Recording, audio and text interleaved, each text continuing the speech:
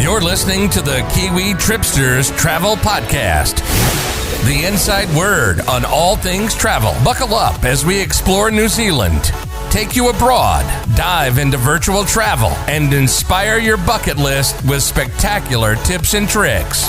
We've got the world covered. Tune in on Apple's podcasts, Spotify, Stitcher, or iHeartRadio, and subscribe so you never miss an episode. Be sure to like and share our podcast so everyone can enjoy the inside word on all things travel. And now, here's your host from Christchurch, New Zealand, Mike Yardley and Chris Lynch.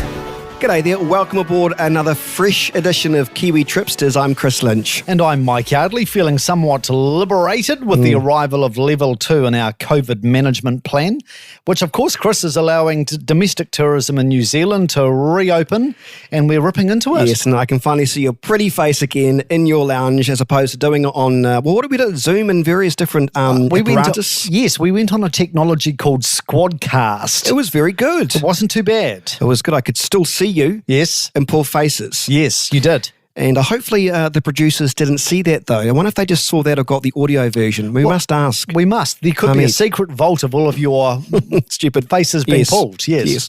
In this episode, though, first up, we want to discuss the mighty Clutha River, which is New Zealand's second longest river after the Waikato, the longest in the South Island, and it boasts the highest volume of any river in New Zealand, making it very fast-flowing. I love a good gushing river, Mike. It is a real gusher, and I thought we'd start our spotlight on New Zealand tourism with a place that traditionally has been under-touristed, as opposed to the big jewels like Queenstown and Rotorua. And yeah, in comparison to the Waikato River in the North Island, the Clutha carries nearly twice the volume of the Waikato, so it is an absolute gusher, Chris. And it's very mesmerising as well. Any part of the river you go to, it's just extraordinary. It's incredible to look at, isn't it? A good gushing river. Yeah, it's got that fabulous sort of swirling water effect, like a whirlpool all the way along the river.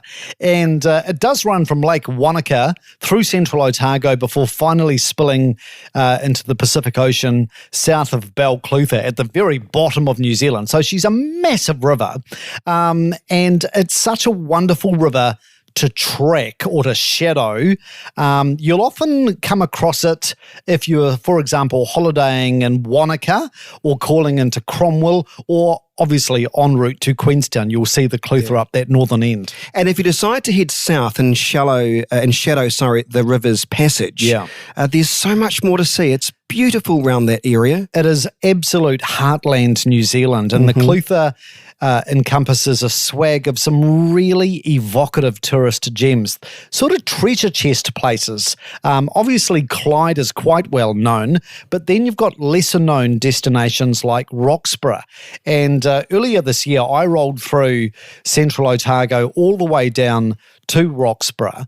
Clyde is a really good starting point, and then just 10 minutes drive from Clyde, you can get to some other amazing little places in the Maniatoto district of Central Otago, like Ophir, which people doing the Otago Central Rail Trail will call into Ophir. And they're like gold rush towns, really sweet, lost in time towns. Clyde, though, is a star.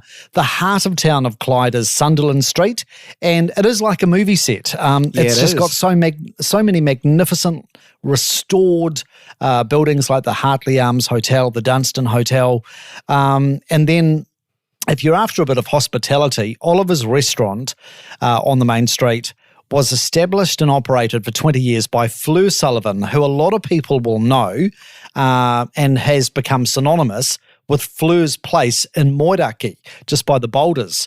So, yeah, Oliver's Restaurant, fabulous place for dinner. And as I mentioned, the Otago Central Rail Trail, Clyde is the start or the finish line of that great ride, depending which way you're going. Yeah, it's pretty cool. And there are lots of wonderful cycle trails that you can follow. And these are the best place for the cycle lanes, the cycle trails. Absolutely. In this part of New Zealand, Mike. Well, you're off-road, so you're not annoying motorists for starters, right, Chris. And you don't have your wee camera on your helmet you don't need that. To wait for the conflict. That's quite right. And The Otago Central Rail Trail has now been joined by a supporting cast of smaller trails which are more focused on tracing the Clutha River. So, for example, there is the Roxburgh Gorge Trail, which is a one-day trip. It's about 34k in length, and that takes you from Alexandra to the Roxburgh Dam. The latest kid on the block is the Clutha Gold Trail. It opened about 4 years ago. It's about 70k in length, so you'll probably want to do it over 2 or 3 days. And the really good thing about the Clutha Gold Trail is, as the name suggests, it actually takes you all the way down to the historic mining town of Lawrence, and it was nearby Lawrence at Gabriel's Gully that the Otago Gold Rush was born way back in 1861. The other thing, Chris, is that aside from being on bike, if you actually wanted to explore these trails by foot, you can. Yeah. And you're just immersed in the Central Otago heartland with all of that mining legacy. And if the trail sounds like too much of a hard slog, whether you're doing it by foot or Petrol car? or pedal, yeah, Dirty petrol absolutely. car? Go by car. Just hopscotch your way around these wonderful attractions. And you headed south to Roxburgh, right? I am in love with Roxburgh. I reckon it's one of New Zealand's most underrated towns. Now, what do you say that? Because I've heard that before. There are so many sweet little attractions and temptations about the town. I think, first of all, it's the setting and it's the scenery. So if you're heading south on State Highway 8 from Alexandra, you're following the Clutha River, and either side of you, you've got this undulating landscape of tussock-clad hills and those fabulous natural schist sculptures called tors, rock tors.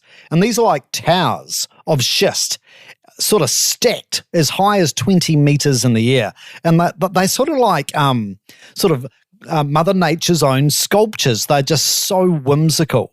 And then once you get close to Roxburgh, you've just got this patchwork of fruit orchards unfurling across the valley.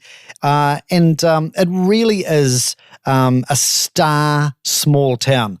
Very underrated and lesser trafficked than the likes of, say, Clyde or Cromwell. Is there a bit of a Scottish flavour to the town?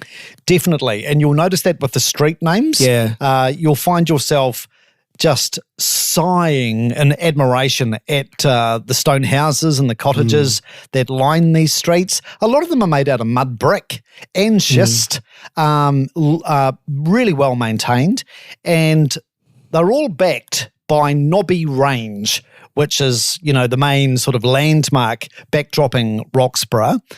So it's a really soothing landscape. But yeah, history just pours from every crevice of Roxburgh. A great little introductory is to do the town and river track. It's just a really easy 5k loop.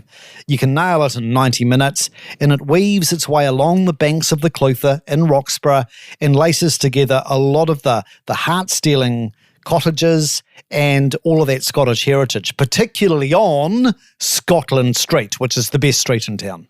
There are lots of quirky attractions to this place as well, and not just the beautiful cottages that are made of stone fruit and stone cottages, but the legendary Jimmy's pies. Yes.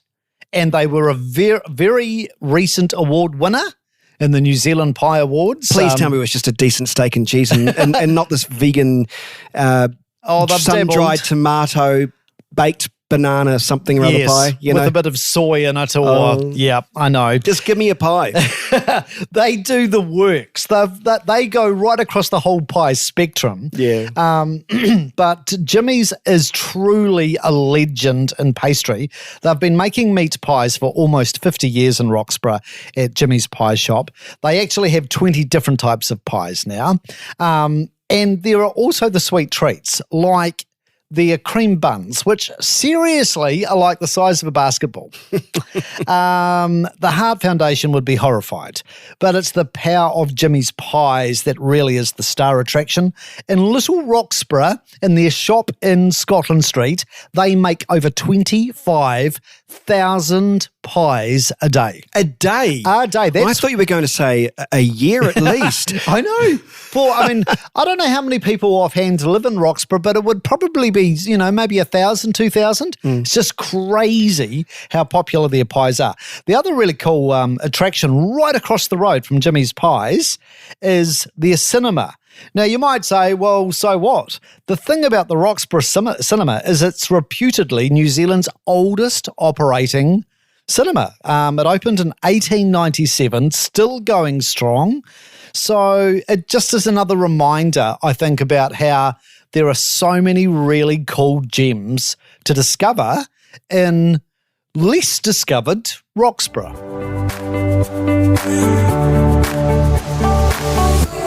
Well, Mike and I, we have both really enjoyed road trips across to Hokitika and the west coast of New Zealand, South Island. For those unfamiliar with the layout, Hokitika is about, I'd say, a 3-hour drive from Christchurch. And once you are there, it feels touristy, but it's never too busy, is it, Mike? It's never too busy. It's just right. That is true, Chris, and you've got room to roam. If you were taking the road trip from Christchurch, 3 hours across the Alps, and of course that's a magnificent drive in itself to get through over the main divide. You may want to stop in that town of Kumara, which a lot of people will know from the coast to coast, because that is, the starting gate as such for the coast to coast race. And before I headed down on my last trip to Hokitika, I headed north from the Kumara Junction to just south of Greymouth to Shantytown, which is a faithfully recreated 1860s gold mining town.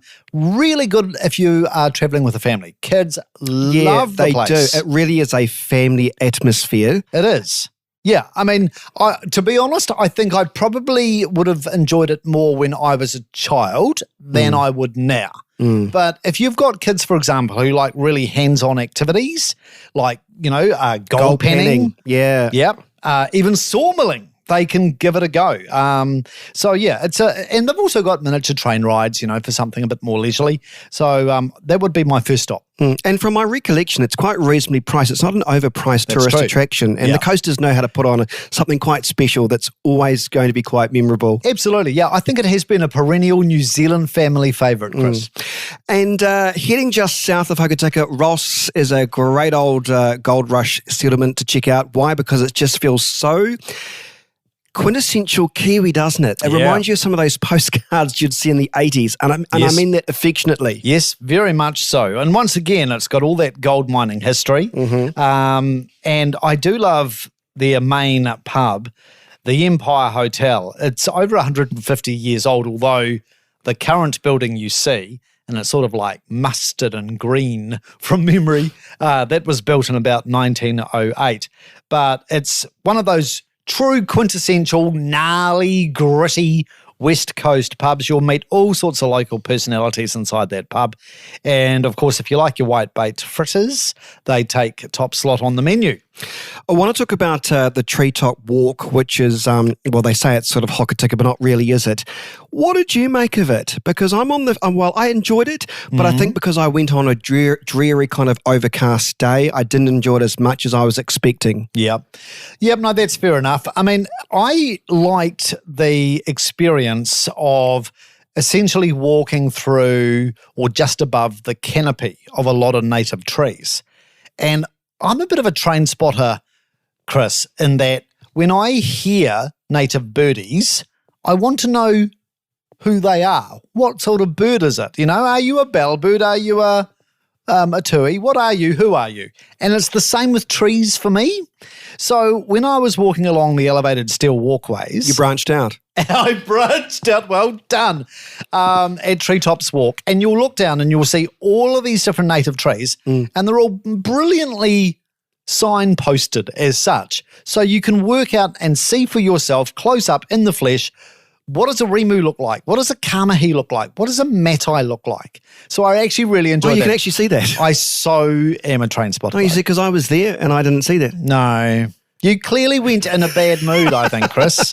No, the weather was a bit drizzly. But you know what? They actually did provide free umbrellas from my recollection. Do? Yes. They do. And to be honest, I think some of the West Coast's best attractions probably do take on sort of next level beauty on a sunny day. Yeah. And from that treetop walkway, on a sunny, clear day, you do have that magnificent backdrop of the Southern Alps right behind you. Sort of, they're like a spine stretching across Westland. Yeah.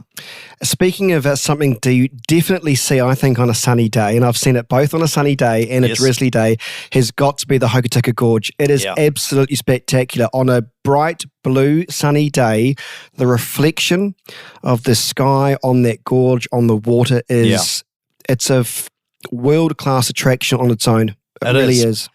That's very true. And I have been there on various occasions where it can look like a completely different setting. Last time I was there was earlier this year, and there had been huge rain, torrential rain, West Coast style, in the couple of days prior to me arriving there. So even though it was sunny at Hokitika Gorge, the water was very grey. And I know this may sound weird, but it looked vivid grey. So because it was bright sunshine, a big bluebird day, the sun was doing its best to accentuate the water, but it was just full of silt from the mountains.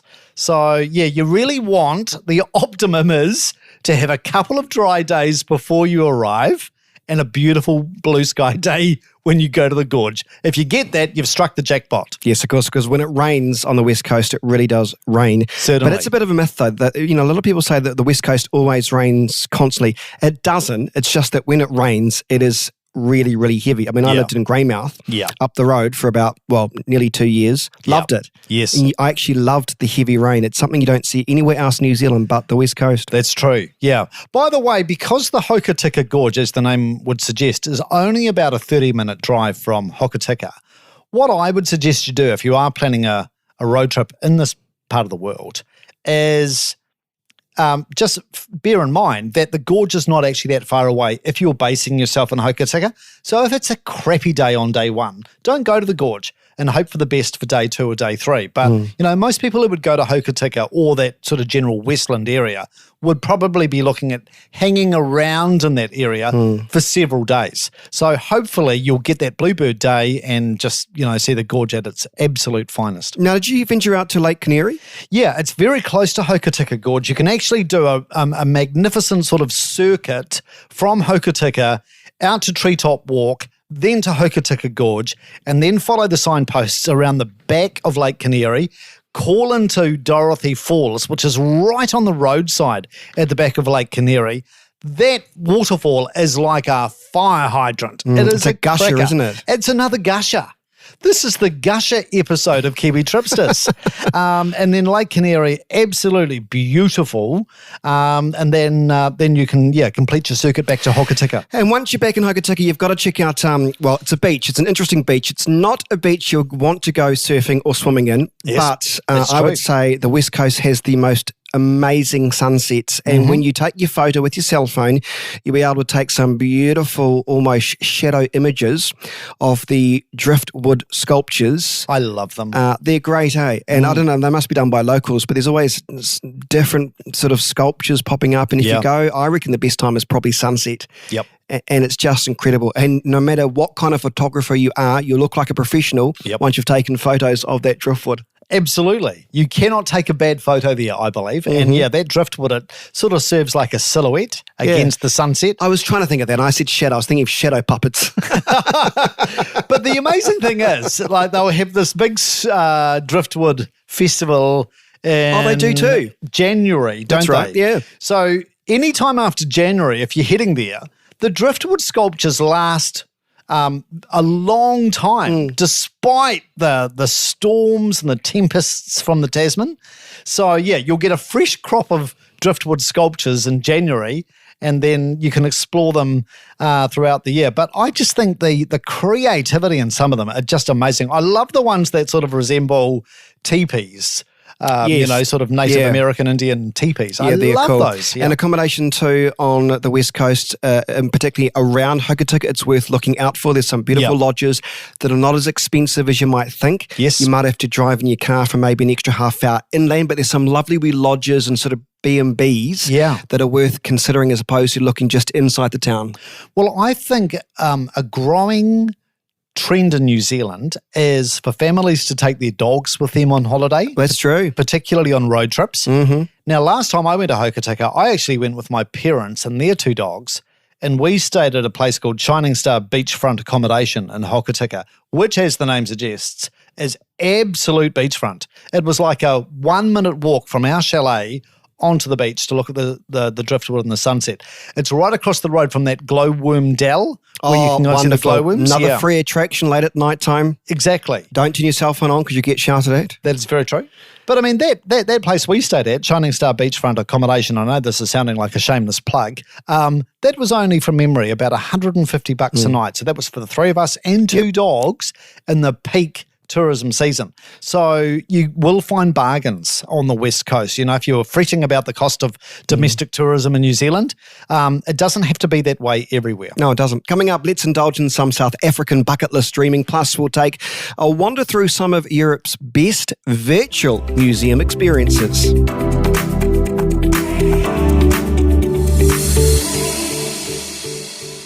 Radio, across Europe we go, and many blue ribbon destinations tout their museums as, something to go see and have a look at, but it's a bit difficult to go overseas at the moment, Mike, isn't it? Indeed. And I like what we've done here. Collated some of the stuff that you can see virtually, some of the best museums, I believe, across Europe. And, go for it, because you love your museums. I do. I don't know where we can start here. Probably the British Museum, because that's the big boy on the block, Chris, and they have gone really virtual with their offerings. I thought you were going to say really vicious. Well, actually, in the eyes of some, they probably are quite vicious, because they were very sort of imperial in terms of helping themselves to other people's loot and taking it home to Blighty. Yes. Hence why the British Museum is billed as the museum of the world. It is quite incredible, though, its history. It first opened back in 1769. So while James Cook was having a nosy around our fair land, the British Museum was opening to the public. Isn't that amazing? Yeah, and to think that was a museum then. Yeah, absolutely. Incredible. There are 4 million treasures on virtual display. If you go to the British Museum's website, the online navigation guide that they've created is really cool. It's quite trippy. They've sort of designed it like a guitar fretboard. So you've got like all these diagonals lines running across the screen, and they are basically spanning the century. So it's all like divided into time zones as such. Oh. So you can span the centuries, all sorts of different subject areas, all sorts of geographic areas to dive into. You could lose yourself in their virtual vaults for days. And for Greeks, the most visited exhibit at the British Museum is to see the Parthenon frieze, aka Elgin's marbles, which were spirited from Athens, the Acropolis in Athens, back to Blighty 200 years ago. Basically, they were flogged when the city was under Ottoman Empire control. These are the sorts of museums you have to see if you've got a laptop or a desktop computer on your cell phone. No, it doesn't do it justice. It Exactly. doesn't. Speaking of the Acropolis Museum, that too has gone viral in terms of virtual reality in some respects. You can look at it online now too. Yeah, no, they've done a fantastic job. And inside the museum, I love how when you do the virtual tour, you'll sort of virtually walk along the galleries, and in hopeful anticipation that one day the Parthenon frieze will be returned home, they've left this area vacant for its hopeful return. So they live in hope. Actually, interestingly, back in February, the European Parliament was drawing up legislation that would force Britain to hand over the Elgin marbles to Greece as part of the Brexit settlement. So whether that actually transpires or not, we wait and see. But yeah, the Acropolis Museum Interactive Virtual Tour is a really intimate encounter with their antiquities, which, go back 5,000-6,000 years.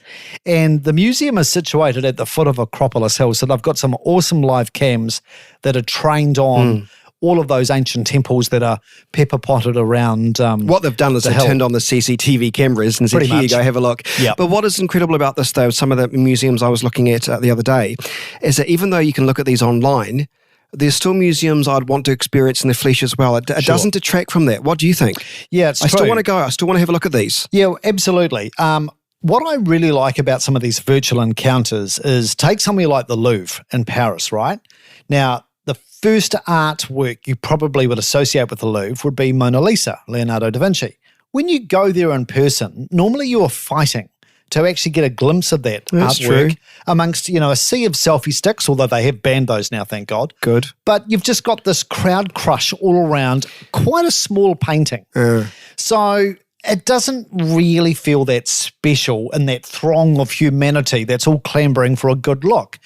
When you do the virtual tour, I actually think it helps accentuate the appreciation for what an amazing masterpiece it is. And I think that applies to a lot of artworks at places like the Louvre. I actually find, that the Louvre Museum's online galleries and their virtual tours really good. And another really cool museum to check out virtually as well is Musée d'Orsay.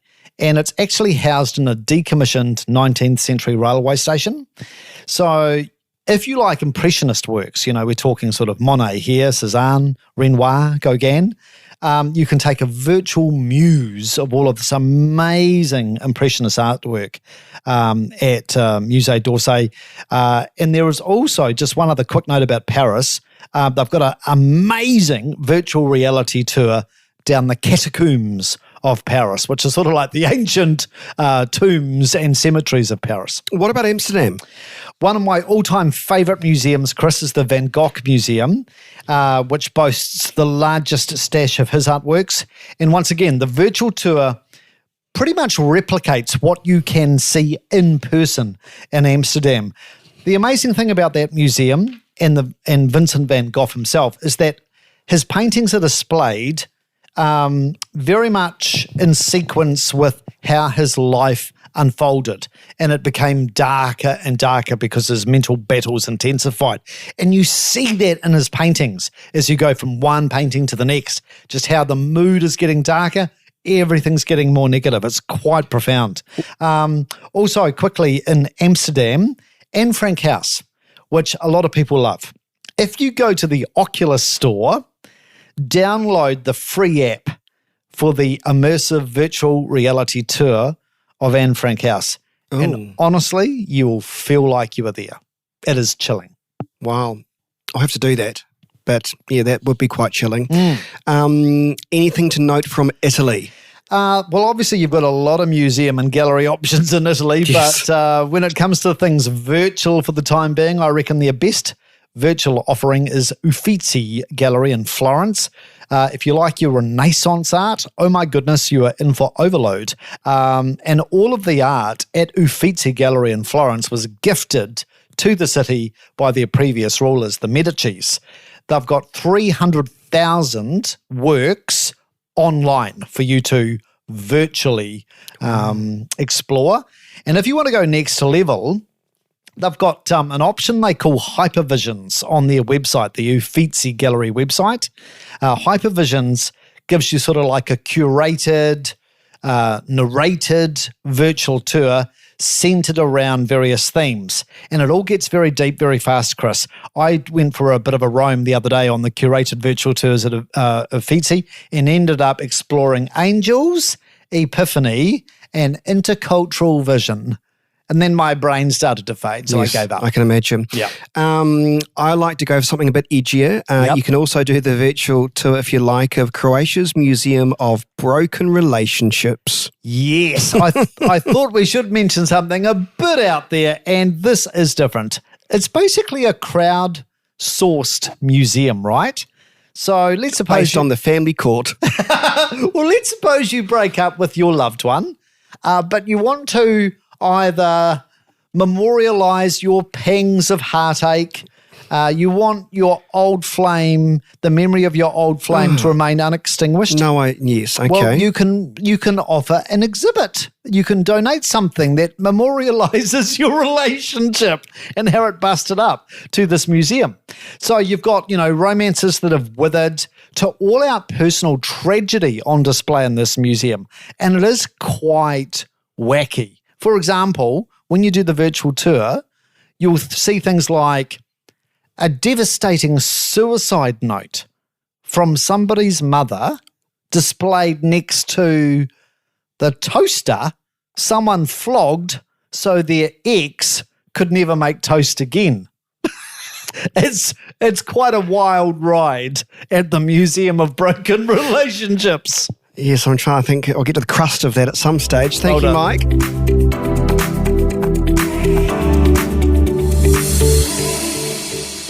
Finally, on this edition of Kiwi Tripsters, let's indulge in some bucket list travel to South Africa and Cape Town in particular, with an eye on wine. Mike, can I be honest with you? When I think of Cape Town, I think dangerous. Well, it's not as dangerous as Johannesburg. When I was planning to go to South Africa last year, I was flying to Joburg and dangerous was flashing in front of me. Really? A lot of the time there. Yeah, absolutely. With Cape Town, there are some areas of Cape Town that are no-go zones. The Cape Flats is not exactly a crime-free area, put it that way. But generally, if you stick with the tourist areas and keep your wits about you, you will be fine. Johannesburg is just overrun with problem areas, particularly downtown. It's just dreadful. Okay. But so this won't be on my bucket list then. Well, to get to the winelands, which are very, very close to Cape Town, you do actually drive through the Cape Flats areas and you will see these shanty towns either side of the highway. It's absolutely safe to drive through on the highway. But yeah, just the grinding poverty you see either side of the highway is absolutely shocking. And I'm sure if Nelson Mandela was alive today, he would be horrified that his legacy has been trashed. Reminds me of when I went to South Brazil and visited Brasilia, not the nicest looking place. It's all concrete sort of buildings and things, and it looks very first world. Yeah. And then we were driving to a wee luxurious resort in the middle of South Brazil. And driving down the highway, the further we drove, the poorer it looked and got. And it was just very, very sad to think that you've got beautiful big metropolitan cities. Yes. And then you've got this. Yes. And it's quite hard. It's quite jarring. Yeah. It's very hard to understand that. Absolutely. But off we go to have some wine anyway. Well, that's it. Off for some escapist wine, Chris. Oh, my goodness. But let's do it. Let's have some wine. Talk to me about wine. Well, the wine country around Cape Town is absolutely spectacular. And I mean, New Zealand has wonderful wineries, and I'm not trying to downplay the wonders of exploring the wines of New Zealand, but they really do take the hospitality and the architecture to a whole different level in the winelands around Cape Town. Before you hit there, I'll tell you somewhere which is really cool for a quick stop. And I know this may sound strange, but go to Victor Verster Prison because right at the main entrance to the prison is the most magnificent, beautiful life-size bronze statue of Nelson Mandela himself, because it was from that main entrance of the prison that he famously ventured out on his walk to freedom in 1990. And I reckon the statue there is the very best Mandela statue you'll see. There's heaps of them around Cape Town, but that is the best of the lot. There's a bit of a backstory when it comes to, France in some respects, and how that plays an influence to a lot of the wine. Yeah, the first wine country town I went to was Franschhoek, which is where the French Huguenots arrived in the 1600s. They were fleeing Catholic persecution at the time in France, and they found their way to this town, which is now called Franschhoek, and they started planting vines all over the region. So they have a lot to answer for. And they settled in the valley, which at the time was known as Elephant's Corner, because it was, as the name would suggest, absolutely overrun with elephants, and they would do like an annual migration, the elephants, through this valley. nowadays it's known as Franschhoek. And the town is more like an atmospheric village. And it's got the most beautifully renovated cottages, amazing landscaped gardens. And when I was there, actually, a local said to me, living in Franschhoek is like living in a lettuce. It's so lush, so verdant, so fertile. But no drunk elephants? No, apparently all the settlers sort of gave the elephants the hint that perhaps they needed to find somewhere else on their migration path, yeah. Any standout wineries for you? Well, across the Cape Winelands, you are absolutely spoiled for choice when it comes to showpiece wine estates. And they are far more ostentatious than what we see in New Zealand. They're probably more like the Napa Valley in the US than the Gibbston Valley in New Zealand. The one I really loved, which I went to, was the first one actually, Ale Blue. It's one of the oldest wine farms in the Cape. And this picturesque estate is well known for its very fresh and fruity white wines. It's the spicy reds there that I really enjoyed. But they've just got the most beautiful setting with sort of like a tree-shaded terrace overlooking the vineyards. And it's a very sort of undulating countryside. They've got the most dramatic mountains backdropping the estate. Not dissimilar, I have to say, to the Remarkables of Queenstown. They're called the Drakensberg Mountains. And a bit like the Remarkables in Queenstown, they're all serrated. You know, they've got that sort of real forked, sharp, fangy sort of look to the mountains. They're just beautiful.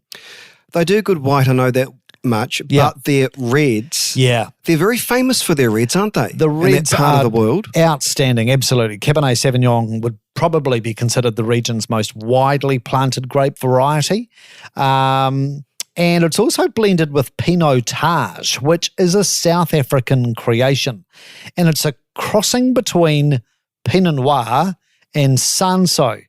And it's amazing when you're talking to South Africans, alongside Nelson Mandela, they would probably consider Pinotage as one of South Africa's favourite sons. It is just revered, Pinotage wine. A really good place to sample Pinotage is probably the most ridiculously glamorous, glittery wine estate you can imagine. It's called Delia Graaf, and it is sort of like a combination of high-end art, amazing hospitality, and beautiful wine. It is glamour on steroids, Chris.